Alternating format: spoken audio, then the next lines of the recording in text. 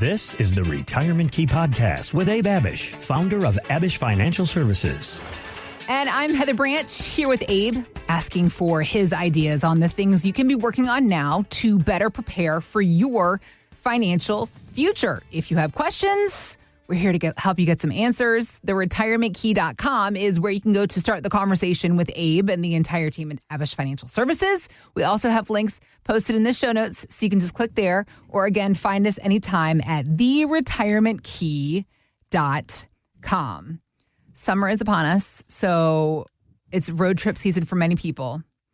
And I think you're more like me. I would rather fly than drive if I can. I would as well. I mean, the long road trips during the summer, especially on 95, if you have to get on 95, oh man. Forget about it. Traffic. Yeah. Say some long prayers before you get on 95 on a Sunday. My goodness. But Shelly doesn't mind it so much. You know why? Because she gets me captive in the car. This is quality time for her. 8 hours, 10 hours, 12 hours. She doesn't care.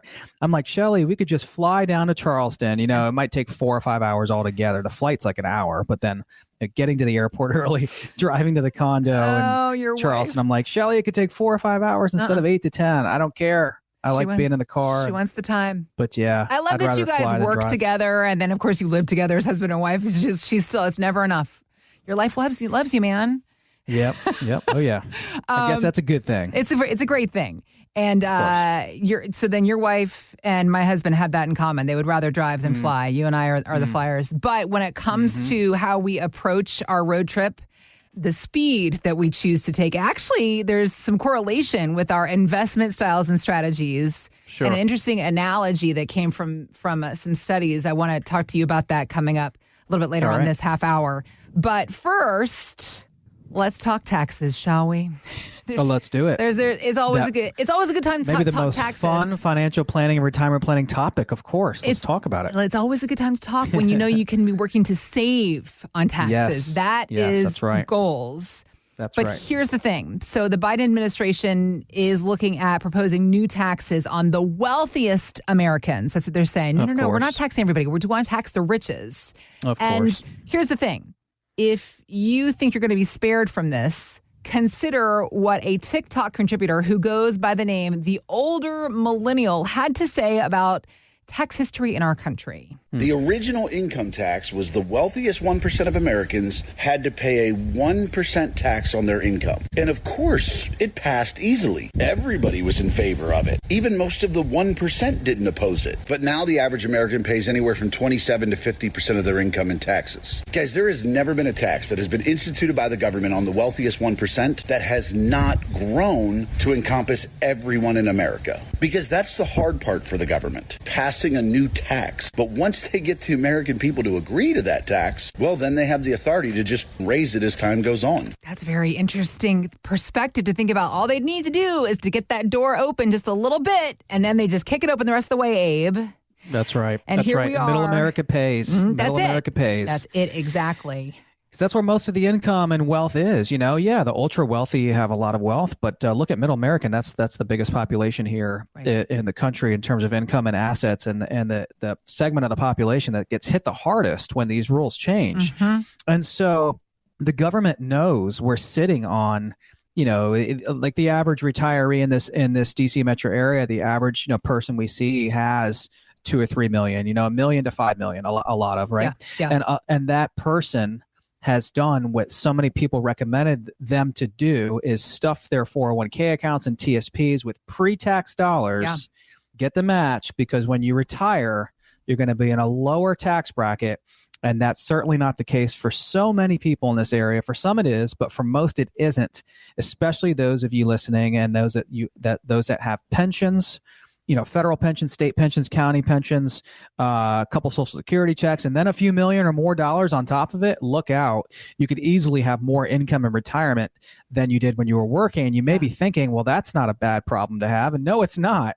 It's not a bad problem. It's a fantastic problem to have more income in retirement than when you were working. However, if all that income is taxed, and let's say you've got $300,000 or $400,000 of retirement income when you had 100 to 200 when you were working, and it's all taxed, and there's no tax shelter, there's no tax protection.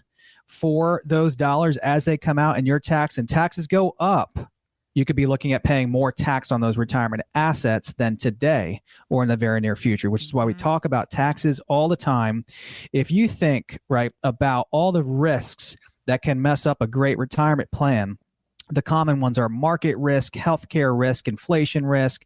There could be legislative and even political risk. Maybe laws and rules change, but taxes would be one of those risks that if taxes go up, and where we are as in terms of the country financially, I mean, almost $35 trillion in national debt and counting, and then problems with the Social Security program probably in the 2030s. How do you conquer and tackle these massive financial problems as a country? One of them is probably going to be raising taxes. Right. And taxes right now are pretty darn fair. I mean, most people are in the 22 to 24% brackets.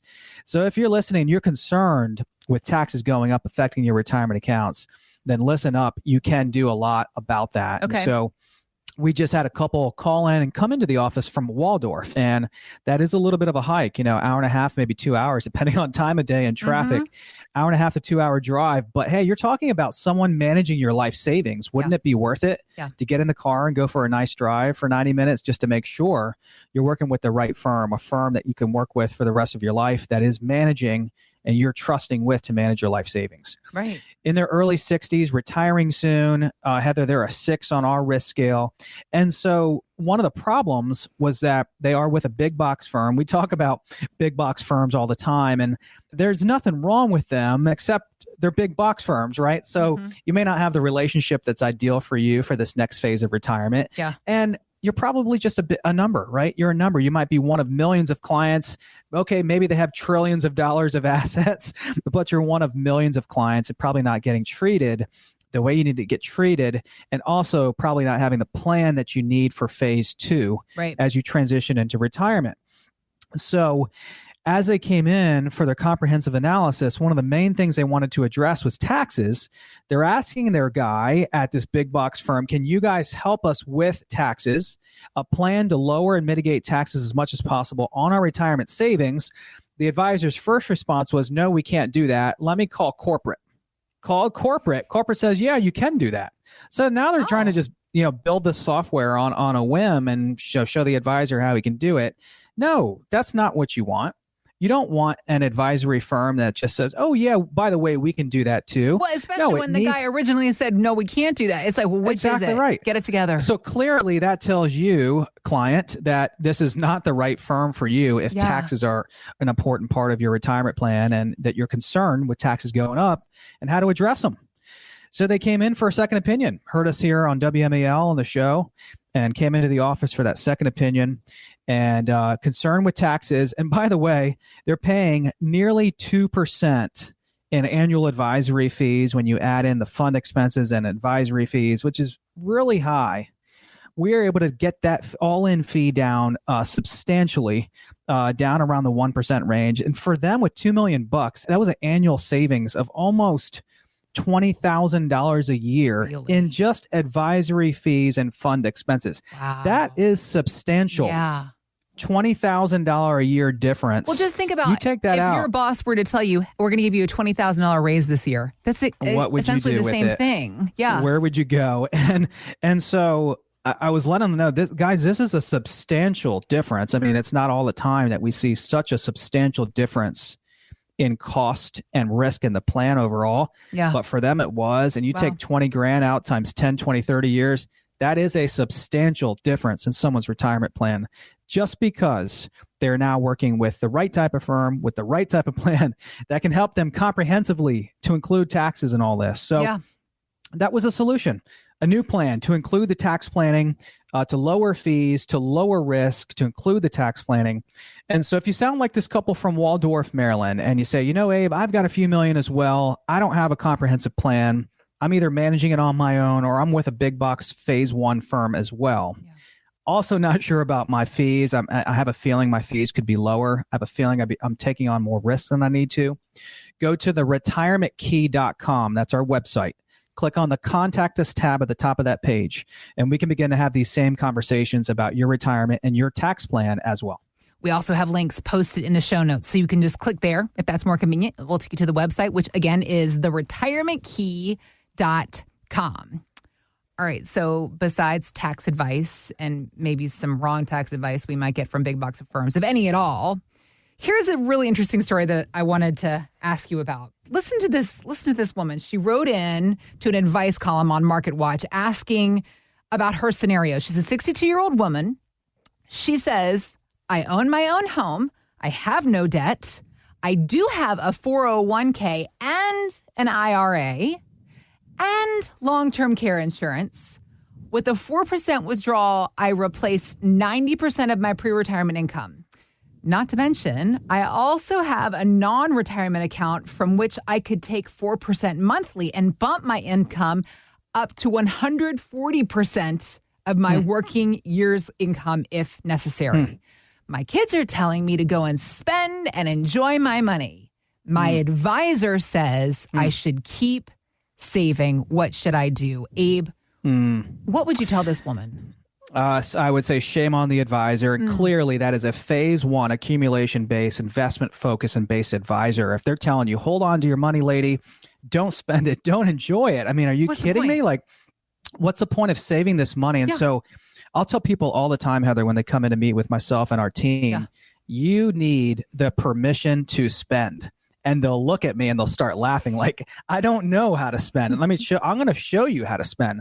We're going to show you how to put together an income generating plan that allows you to spend. That shows you how you can not only continue to grow your money, but protect it and turn it into an income generating machine at the same time.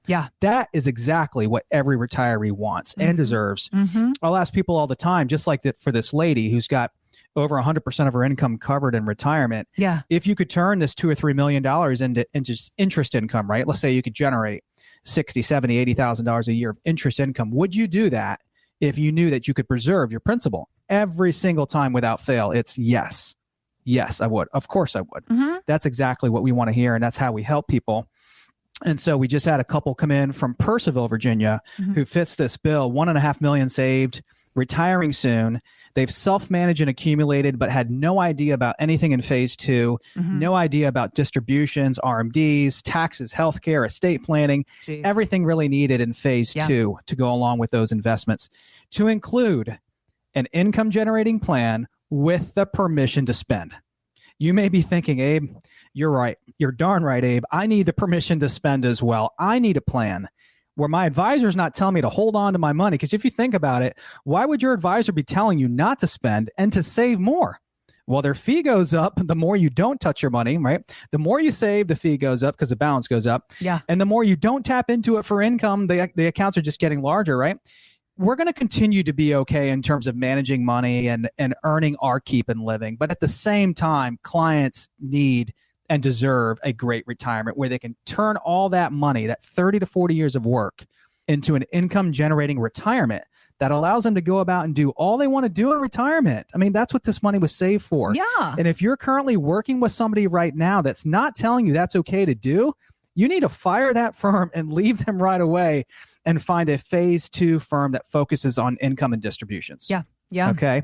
So if you sound like this couple from Purcellville, Virginia, and you say, you know what, Abe, I don't have a phase two plan. I need permission to spend. We knew how to save. We knew how to put it away. We knew how to accumulate. We don't know how to distribute. We're not comfortable with it. We need a specialist. We need a firm to work with that can help us with this.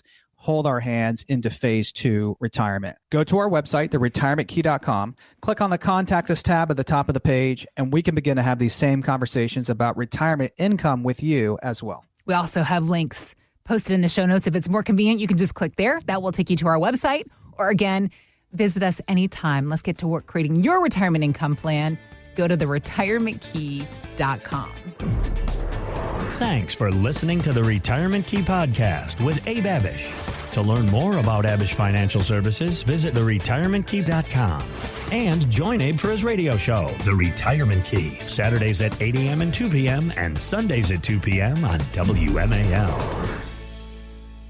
Investment advisory services offered through Abish Financial Wealth Management, LLC, number 310633, a registered investment advisor firm. Financial professionals are not licensed in all 50 states. To find out if Abraham Abish is licensed in your state, please call 571-577-9968. Abish Financial Services is not affiliated with nor endorsed by the Social Security Administration or any other government agency and does not provide legal or tax advice. Annuity guarantees rely solely on the financial strength and claims paying ability of the issuing insurance company. By contacting us, you may be provided with information about insurance and annuity products offered through Abish Financial Services, Inc., Virginia Insurance License number 127820.